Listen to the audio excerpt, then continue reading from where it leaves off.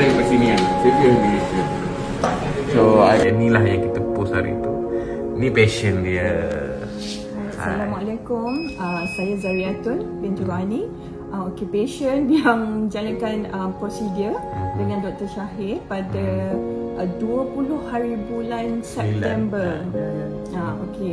Sebelum tu saya memang dah rasa suffer lah, memang tak boleh berjalan. Tak boleh berjalan lama, sakit. Alhamdulillah sekarang saya dah semakin pulih. Boleh berjalan lah. Dah boleh berjalan. Kalau tidak, duduk pun tak boleh. Duduk pun tak boleh. Kerana berjalan lah. Lepas buat apa, laser, breast catheter semua, Alhamdulillah. Alhamdulillah. So kita boleh dengan MRI macam ni, we can escape from surgery. Okay. Of course, walaupun buat apa pun masih perlu lagi buat fisio untuk strengthen balik. Dan perlukan ialah untuk sambungan lah untuk buat fisioterapi selepas ni. Mungkin selama 3 bulan, harap semakin pulih lah. InsyaAllah. Hilanglah rasa sakit tu yang suffer selama setahun lebih. Itu paling penting, setahun lebih tu. Setahun lebih saya suffer.